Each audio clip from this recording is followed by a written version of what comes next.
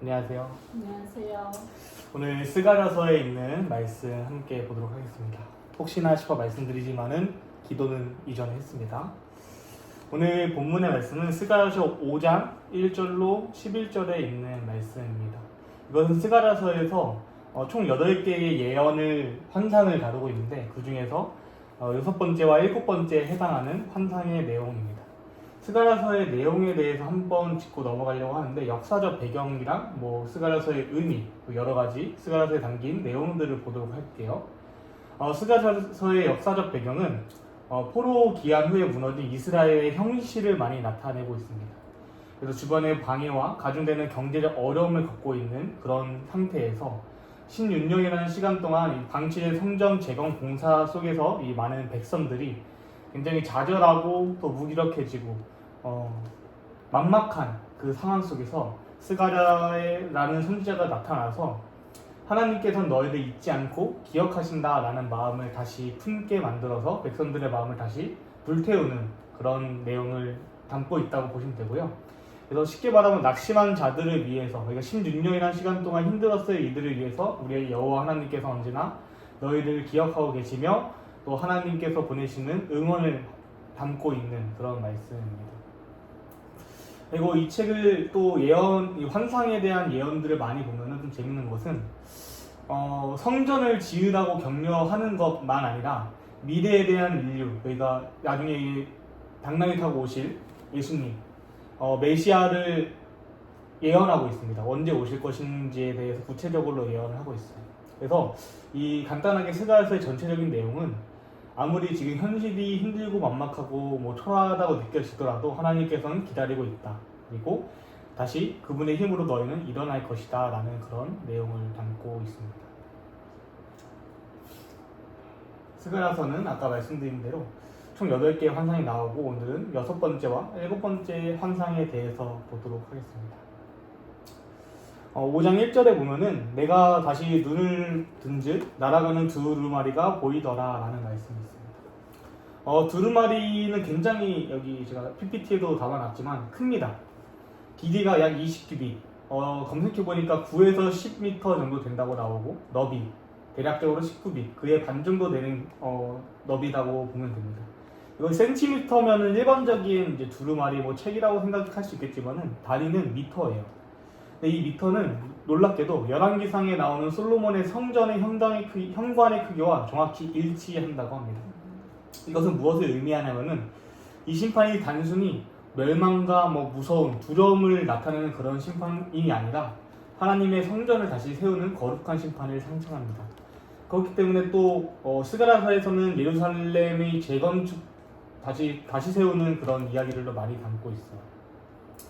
네, 이 말씀드린 대로 이 말씀은 기본적으로 환상에 대한 말씀이에요. 예언에 대한 말씀이고 그러다 보니까 그 뒤에 이 두루마리에서도 무슨 내용을 담고 있는지 나옵니다. 2절에 보면은 그가 내게 묻되 내가 무엇을 보느냐 하기로 내가 대답하되 날아가는 두루마리를 보나이다. 그 장이 20규빗이요 강이 10규빗이니이다. 그가 내게 이르되 이는 온 지명에 두루 행하는 저주라. 무릇 도적질 하는 자는 그 이편 길대로 끊어지고 무릇 맹세하는 자는 그 저편 길대로 끊어지리라. 만군의 여호와께서 가라사대 내가 이것을 바라였나니 도적의 집에도 들어가며 내 이름을 가르켜 망년대에 맹세하는 자의 집에도 들어가서 그 집에 머무르며 그 집을 나무와 그 돌을 아울러 사르리라 하셨느니라. 이 스가랴서 5장 1절로 4절이 6번째 이상이에요. 환상이에요. 두루마리에 대한 내용입니다. 이 두루마리 속의 내용은 여기 3, 4절에 나와 있는 대로 온 지명에 두루 행하는 저주라. 무릇 도적질하는 자는 그 이편대로 글대로 끊어지고 무릇 맹세하는 자는 그 저편 글대로 끊어집니다 라는 말씀이 나옵니다. 이 저주의 내용을 간단하게 보면은 두 가지예요. 십계명. 사실 두루마리라고 생각하면 당연히 십계명이 가장 먼저 떠오릅니다. 이 모세가 시내사에서 받았던 8번째와 3번째 계명을 위반한 자들에 대한 말씀이죠. 도덕질하는 자와 거짓 맹세하는 자. 근데 이게 아무래도 환상에 대한 이야기다 보니까 단순히 도적질하고 거짓 맹세하는 자들로만 끝나는 것인지 아니면은 이 심판의 내용이 어떠한 또 다른 의미가 있는지를 저는 좀 살펴봤어요.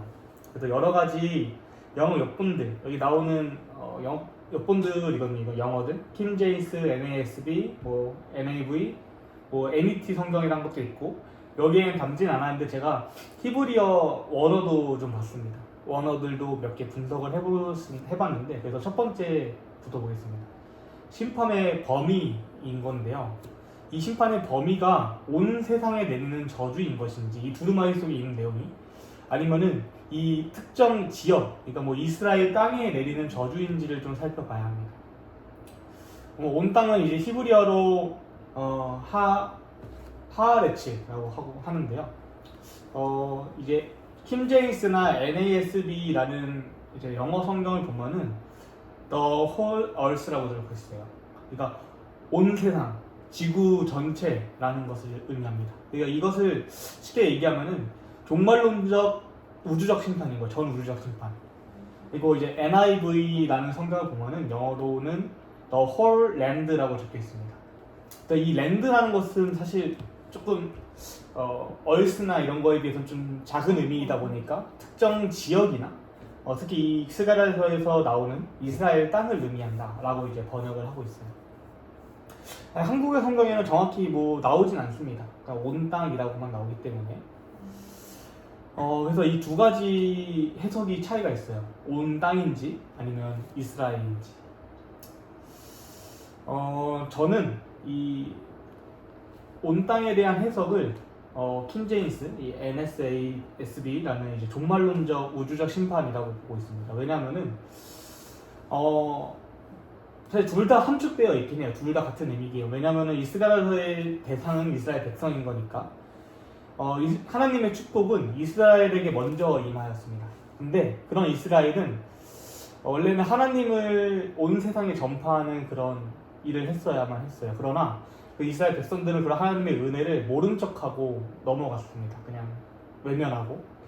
그렇기 때문에 이 첫 번째 두루마리 속에 있는 저주의 대상은 이스라엘 백성이 되는 것은 당연해요. 그러나 이것을 조금 더 넓게 보면은 십계명에도 다루고 있기 때문에 이 내용은 뭐 사실은 이스라엘뿐만 아니라 되게 이거 두 가지는 우리가 일상에서 많이 범하는 죄거든요. 도둑질은 뭐 많이 안 할 수도 있겠지만 거짓 맹세도 그렇고. 근데 이 뭐 도둑질 말 그대로 남의 물건을 막 훔쳤다 해서 모든 것을 도둑질이라고 하는 것은 아닌 것처럼 우리가 가장 많이 범하게 되는 일상적인 범죄를 의미합니다.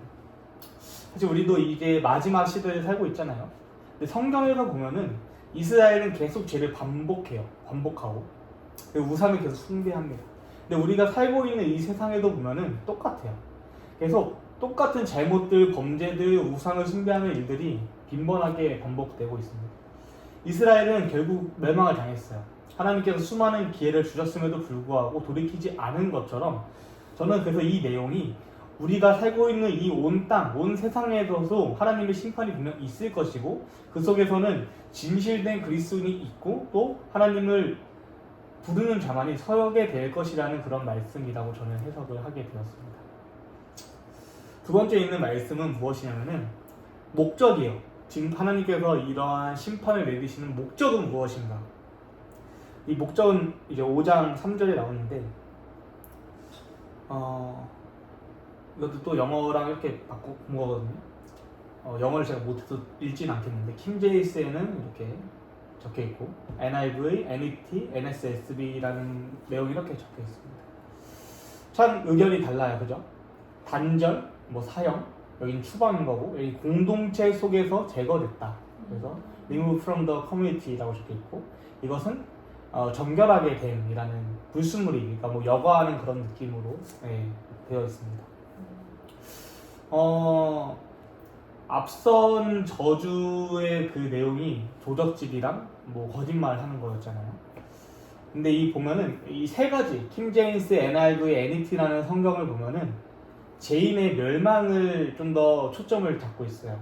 완전히 단절시키고, 그러니까 선량한 그리스도인 무리 중에서 범죄한 이 사람들에 대한 내용인 거잖아요. 이 저주가 그 사람들, 왜냐면 착하게 살고 있는 사람은 대상은 아닐 수 있으니까 그 사람들은 그냥 계속 올바르게 살면 되는 것이고 하나님을 찾으고, 그러니까 이것이 완전히 단절되고 추방되고 범죄가 제거된다라는 것은 조금은 죄인의 멸망에 초점을 잡고 있습니다. 그러나 저는 이 NASB라는 성경을 많이 주목하게 되었는데 이 정결하게 된다라는 내용 자체가 이 심판의 목적이 파멸이 아니라는 뜻을 갖고 있는 거예요. 이것은 부패한, 그러니까 예를 들어서 우리가 사과 같은 거를 먹을 때도 썩은 부분을 도려내잖아요. 그러면 그 나머지 사과는 먹을 수 있게 돼요. 깨끗한 사과가 돼요. 그렇다고 해서 이 썩어 있는 사과가 있는데 멀쩡한 사과가 있다고 해서 썩어 있는 사과를 아예 버리지 않는 것처럼 썩은 부분을 그냥 도려내는 거예요. 그래서 남은 무리들이 다시 정결함을 입게 된다는 그런 말씀이라는 것이죠. 그래서 저는 뭐 NET도 어느 정도 올바른 해석이 같다고 생각하고 정확히 정교하게 됨이 좀 더 강하지 않나라는 생각을 하고 있습니다. 그래서 예전에 그런 생각이 했어요. 우리가 과학실험, 초등학교 때 과학실험 많이 했었는데 이런 페트병 같은 거에다가 맨 위에 큰 그 자갈을 깔고 아래로 내려갈수록 입자가 좀 고운 그런 자갈들을 깔음으로써 이제 물이 깨끗하게 정화가 되잖아요. 근데 중요한 것은 이 페트병보다 큰 돌은 필요가 없다는 거예요. 여가에 쓸 수 없기 때문에. 그래서 이 단결인가 정결인가, 이 징벌의 목적, 하나님께서 이런 두루마리를 통해서 이 죄인들을 끊어내는 이유는 정결하게 하기 위해서라고 저는 이제 해석을 하였습니다. 다음 내용을 볼게요. 이것은 그 집을 사르리라. 여기 보면은 5장 4절에 그 집을 그 나무와 그 돌을 아울러 사르리라 하셨느니라 라는 말씀이 있습니다. 제가 방금 적어갖고. 자, NET랑 NIV는 해석하면은 파괴하다, 뭐 해체하다라고 이제 번역이 돼요.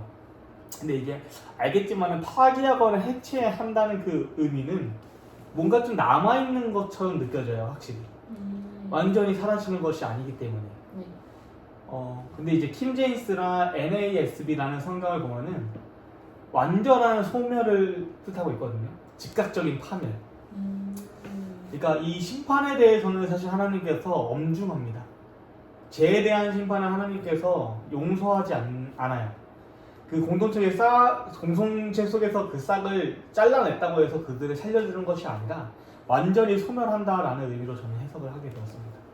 이 심판의 의미가 여기 5장 4절에도 보면은 나무와 돌까지도 사라지게 한대요. 그 집뿐만 아니라.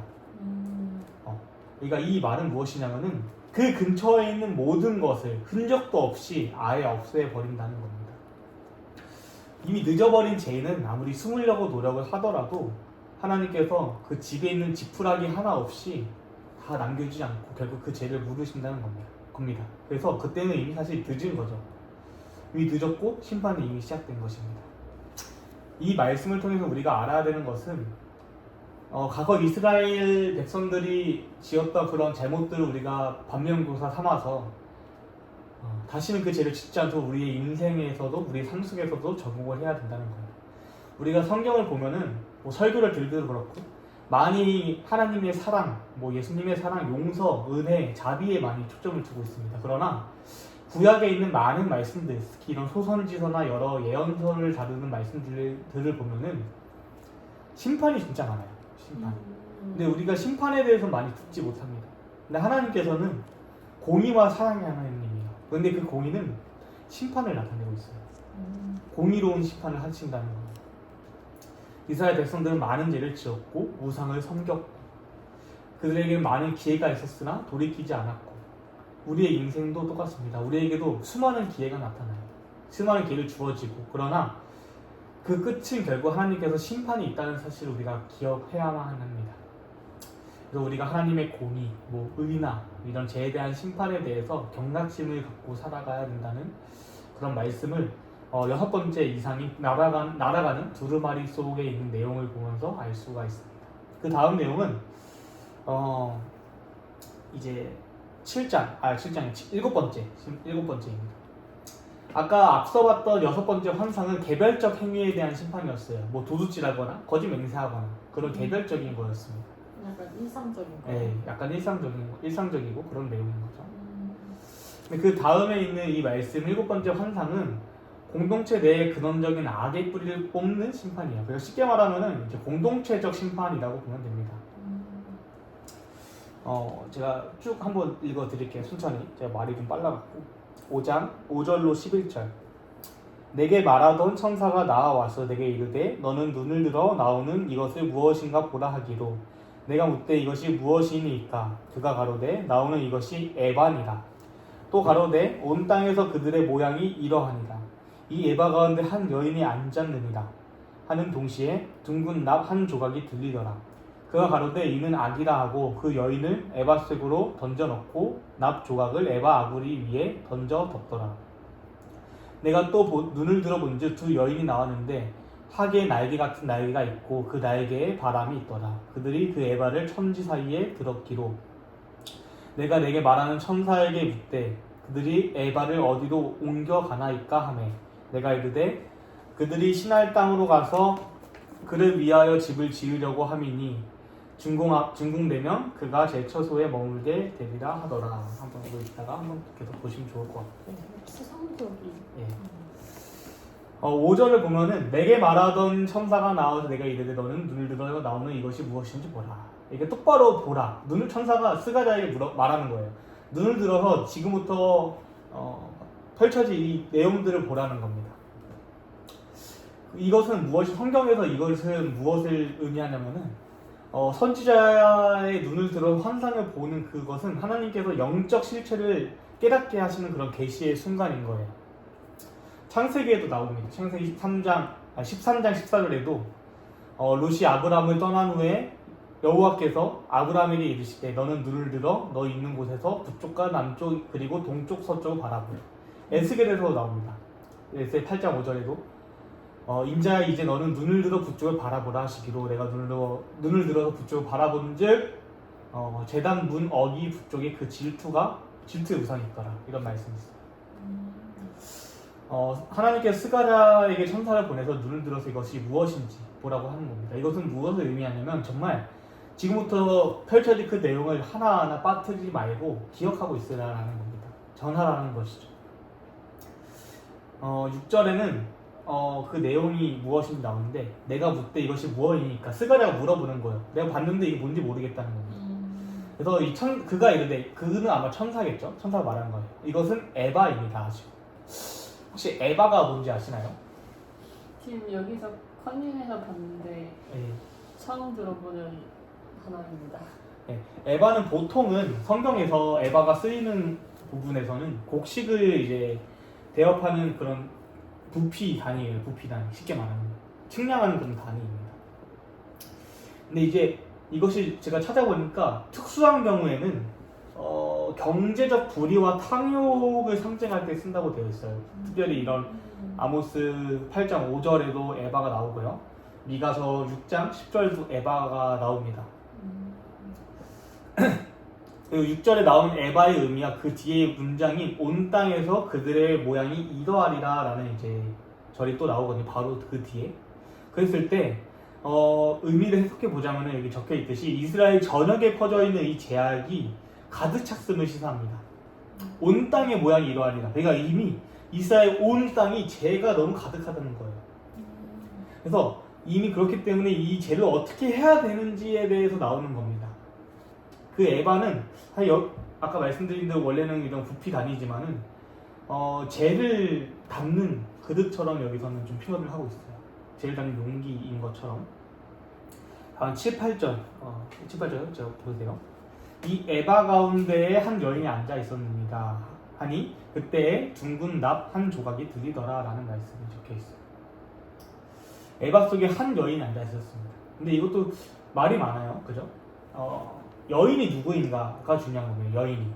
갑자기 여인이 나와요. 원래는 스가랴서의 이 환상은 지금까지 등장인물은 스가랴가 천사였어요. 근데 갑자기 여기서 한 여인이 나와요. 근데 그게 에바 속에서 나옵니다. 에바 가운데에 있는. 아까 말했죠. 에바는 그런 담는 용기 같은 거라고 도작 엄청 큰 그런 용기인데 에바 가운데에 한 여인이 나옵니다. 그리고 그 뒤에 그리고 그 여인에 대해서 설명을 해요. 8절에 그가 이르되 이는 악이라 하고 그 여인을 에바 속으로 던져넣고 라고 적혀 있습니다.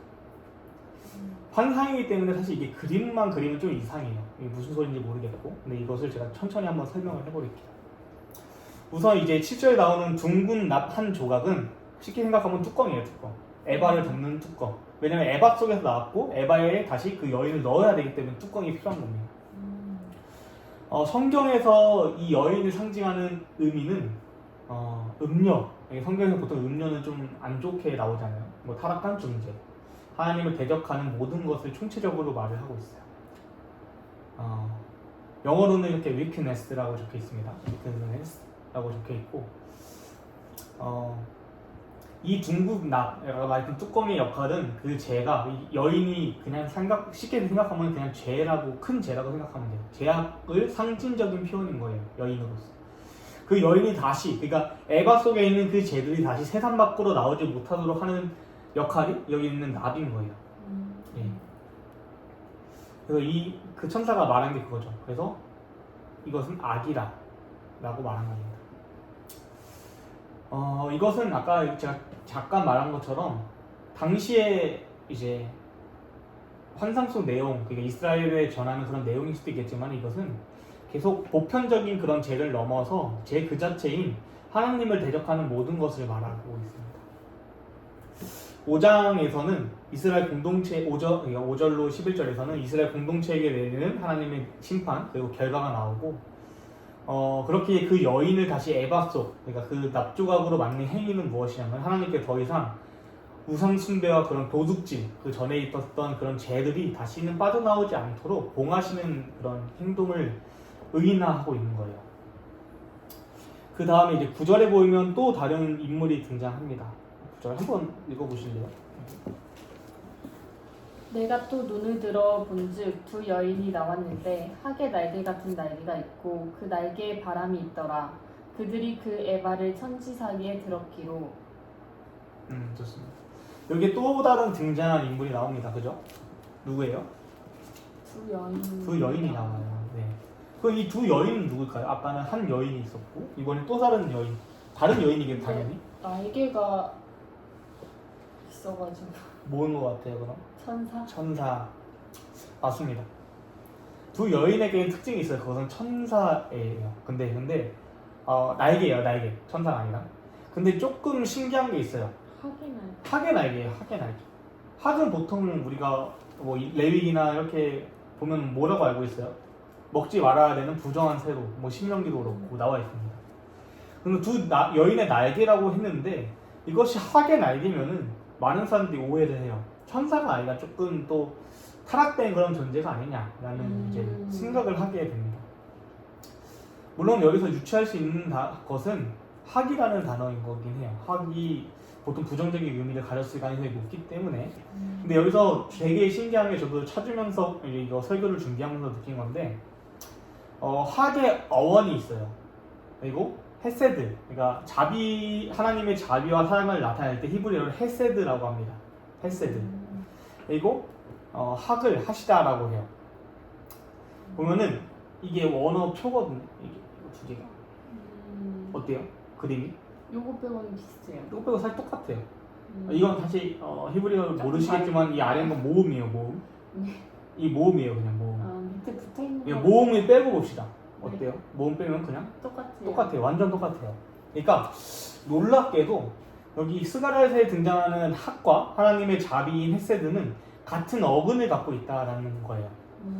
그러니까 보통 이제 학은 어쨌든 부정적인 의미로 많이 쓰이긴 하지만은, 이것은 무엇이냐면은 이 부정한 것, 아까 말했던 그 에바, 그 죄를 학을 통해서 학을 통해서 치우시려는 그 모습이 하나님께서는 이스라엘을 향한 자비와 사랑이라고 담겨져 있다는 겁니다. 그 뒤에 보면은 9절에 아직 그 뒤에 더 있어요. 10절이었나? 9절 맞아요. 그 뒤에 보면은 그 날개에 바람이 있더라라는 표현이 나와요. 보이시나요? 9절에 있고 그 날개에 바람이 있더라라는 표현이에요. 바람을, 제가 이 문장의 바람을 어원을 좀 봤어요, 히브리어로. 루하르라고 하는데, 루하르는 여기 뒤에 나와 있듯이 숨, 바람, 그리고 Holy Spirit이라고 되어 있습니다. 영인 거예요, 영. 루하르. 성령이라는 거죠, 성령. 이제 뭐 여러 역본을 봤을 때 그냥 윈드라고 표현된 것도 있고 여러 가지가 있었는데 이것은 어쨌든 원어를 통해서 알 수 있는 것도 무엇이냐면은 바람은 날개 안에 있다는 표현입니다. 결국은 그러니까 바람이 날개 안에 바람이 있다는 표현이 어원에서 다 나와요. 아, 날개 바람. 네, 날개 안에 바람이 있더라. 아. 그 날개에 바람이 있더라. 베아르 베케한 페이엄 인 것처럼 학은 부정어세가 맞아요. 근데 히브리어로 학을 뜻하는 그 하시다라는 의미는 하나님의 변함이 없는 자비와 사랑을 뜻하는 헤세드 어원이 같아요. 그죠? 하나님은 부정한 악, 그러니까 그 에바를 내다버리는 심판의 도구로 역설적이게도 하나님의 자비를 상징하는 그 날개를 달아주심으로써 우리 안에서 그 죄를 멀리 뽑아버리시는 것을 의미한다는 거예요. 멀리. 그 자체가 하나님께서 우리를 향한 굉장히 이런 끈질긴 사랑과 그 자비 그리고 이 루아르, 바람, 그러니까 성령의 역사인 것입니다. 그것도 이해가 되시나요? 네, 근데 이게 학이라는 게 악을 상징한다고 했잖아요. 근데 하시다라는 뜻을 통해서 이게 천사인 걸로. 하시다가 뜻이 아니라 학이 하시다예요. 아. 네, 학이 원어로 읽으면 하시다예요. 아. 됐나요? 네, 이해했습니다. 알겠습니다. 이제 거의 이제 마지막 마무리하고 있는데요. 10절로 11절 내게 말하는 천사에게 묻되 그들이 에바를 어디로 옮겨가나이까 하니 그러니까 여기 나온 천사는 아까 그 천사겠죠. 눈을 들어보라고 하는 그 천사겠죠. 물어본 거예요. 이 두 여인이 이 에바를 어디로 옮기는 것이냐. 그러니까 에바 안에는 그 죄를 상징하는 여인이 들어있고 막았어요. 그 날개 달린 두 여인이 옮겨가는 거예요. 이 에바를 들고 그 죄를. 천사가 말하는 것이죠. 시날 땅으로 가서 그것을 위하여 집을 지어야 함이니라. 그리고 준공되면은 그것이 제처소에 머물게 되리라 하니라 라고 적혀 있습니다. 스가랴가 천사에게 묻습니다. 이거 어디로 가져가는 겁니까 에바? 죄 어디로 가져가는 거예요? 천사가 말해요. 시날 땅. 시날 땅은 여기 적혀 있으니 바벨론이에요. 시날 땅은 성경에서 인간을 하나님을 대처하기 위해서 최초로 쌓은 교만의 근원입니다. 바벨탑이 있는 곳인 것이죠. 창세기 11장 2절에 적혀 있고 그리고 또 성전 기물을 빼앗아간 우상 숭배의 중심부예요. 다니엘서 1장 2절에 적혀 있습니다. 이 장소는 쉽게 말하면 타락된 세상인 거예요. 격리하는 곳이 타락된 세상인 거예요. 이 바벨론은 우리가 뭐 예언서를 봐도 알 수 있고 그냥 성경에서 보통 바벨론은 다 하나님을 대적하는 세력이자 뭐 사단이자 우상 숭배자 뭐 이렇게 의미를 나타내고 있잖아요. 근데 이제 조금 신기한 것은 왜 그곳으로 가져가서 그것을 위해서 집을 짓냐는 거예요. 이 성경절에 보면은 11절에 보면은 11절 시날 땅으로 가서 그를 위하여 집을 지으라 함이니라. 그를 위해서 집을 짓는데요. 왜 죄를 왜 이렇게 격리시켜 놓고 죄가 담긴 그 에바를 격리시켜 놓고 왜 거기서 다시 지으려고 하느냐 집을. 이게 문제인 거잖아요. 그래서 수가랴서의 주제가 제가 아까 처음에 뭐라고 했는지 기억나나요? 예요? 아니요. 아직 기억이 안 났거든요. 스가랴서의 주제는 예루살렘 재건이에요. 맞네. 예루살렘 재건. 성전을 재건한다는 것이죠. 그래서 제가 이 말을 쉽게 풀어드리면 어떤 내용이냐면은 바벨론으로 갑니다. 그것을 위해 집을 짓는다는 것은 어떻게 생각하면 당연히 우상을 섬기던 그 바벨론을 다시 이 바벨탑을 다시 짓는다는 소리는 아니겠죠. 당연히 우리가 쉽게 알 수 있듯이. 네. 바벨론을 가서 짓는다는 것은 이스라엘 속에 있는 영원한 악을 그 악의 뿌리를 아예 뽑아버려서 원래 있어야 될 곳으로 가게 한다는 거예요. 그러니까 이스라엘이라는 곳은 하나님께서 최초로 선택하신 곳이고 원래는 이제 죄보다는 하나님을 섬기는 일들이 많아야 되는 곳이 여러 일들로 인하여 우상으로 숭배하고 죄들이 많아지게 됩니다. 근데 그곳에 다시 예루살렘의 성전에 지어야 되잖아요. 근데 죄가 있으면 이것을 할 수가 없다는 거예요. 성전 재건을. 더 그 죄, 에바 그것을 죄의 뿌리를 그 안에 담고 꽁꽁 묶어서 신할 땅 원래 죄가 가득한 그곳으로 보낸다는 겁니다. 완전히 단절시킨다, 격리시킨다는 것이 완벽하게. 이렇게 해서 우리가 얻을 수 있는 것은 무엇이냐면 이스라엘은 영적인 정결을 얻게 됩니다. 공동체 속에 있는 악을 완전히 제거했기 때문이에요. 그래서 저는 오늘 사실 설교의 제목을 조금 길긴 한데 하얀 옷과 검은 옷을 함께 세탁기에 돌리지 맙시다 라고 지었어요. 이게 무슨 의미였냐면은 하얀 옷과 검은 옷 아니면 뭐 다른 색깔이 있는 옷을 같이 빨게 되면 하얀 옷이 어떻게 돼요 보통? 물들어요. 그죠? 특히 뭐 청바지 이런 거 하면 심하게 물듭니다. 네. 그런 것처럼 물들어 버리면은 그 하얀 옷은 하얀 옷의 그 기능을 완전히 잊어버려요. 우리가 그것을 방지하기 위해서는 분리해야 됩니다. 하얀 옷은 하얀 옷끼리, 검은 옷은 검은 옷끼리. 이것이 저는 제가 가르친 그런 에바와 뭐 이스라엘이 아닌 그 바벨론 탑과 바벨론에 있는 악의 세력들과 그리고 제가 하얀 옷을 이 예루살렘을 재건해야 되는 이스라엘 백성들 그리고 우리가 살고 있는 이 시대의 그리스도인들로 많이 삼게 됐어요. 비교하면 바라보게 됐습니다. 그래서 우리가 고민해야 되는 것은 우리는 어느 곳에 있냐는 거예요. 우리가 머무르고 있는 곳은 제약이 머물고 있는 그런 바벨론, 그러니까 신할 땅과 같은 곳인지 아니면은 다시 정결하게 되고 회복하게 된 예루살렘 성전인지를 우리가 오늘 생각을 해봐야 됩니다. 네. 우리 안에 모두가 죄가 있어요. 그죠? 부정한 에바가 있습니다. 마음속에. 그 에바를 우리가 완전히 십자가 앞에 내어드려야 된다는 거예요. 예수님을 통해서 완전한 정결을 입고 그래야지 예수님께서 우리에게 하얀 옷을 입혀주십니다. 그러고 나면 우리는 다시 정결해짐으로써 거룩한 백성으로서 하나님 앞에 다시 나아갈 수 있다는 그런 말씀입니다. 여기까지가 스가랴서 5장에 있는 말씀이었어요. 이상이기 때문에 굉장히 어렵습니다. 이것이 무엇을 의미를 하는지. 근데 이것은 당연한 거지만은 미래에 다시 언급될 이야기들인 거예요. 지금 우리가 살고 있는 이 시대에 굉장히 필요한 이야기라는 겁니다. 세상은 점점 환폐해지고 도둑질이나 거짓말하는 것이 죄가 아닌 시대가 됐어요. 그리고 또 내 안에 있는 그 죄가 죄인지 모르는 세상이 됐다는 겁니다. 근데 우리는 이 말씀을 통해서 알게 됐어요. 죄라는 것을. 그 죄를 어떻게 해야 되는지 알게 됐다는 거예요. 예언을 통해서. 완전히 뿌리를 뽑아야 된다는 거예요. 죄와 함께 살 수는 없어요. 죄가 정말 티끌이라도 있는 사람은 하나님과 함께 할 수 없습니다. 그 사실을 이 스가랴서는 말하고 있는 겁니다. 그래서 그러므로 인하여 우리가 어쨌든 이 말씀을 통해서 다시 회복하고 또 영적인 정결, 영적인 거룩함을 얻는 우리가 됐으면 좋겠습니다. 네, 이제 마무리 기도하고 마무리하겠습니다. 다리가 젖었지만 기도하겠습니다. 하늘에 계신 하나님 아버지, 오늘은 스가랴서 5장에 있는 또 6번째, 7번째 이상에 대해서 보았습니다.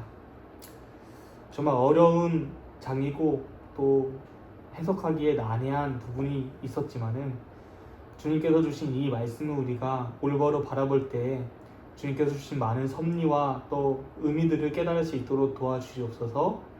우리 마음속에 있는 죄들을 정말 마음속에 묻어두면서 사는 것이 아니라 외면한 채 사는 것이 아니라 정말 그 뿌리째 뽑아버림으로써 우리가 다시 주님께 나아갈 수 있도록 도와주시옵소서.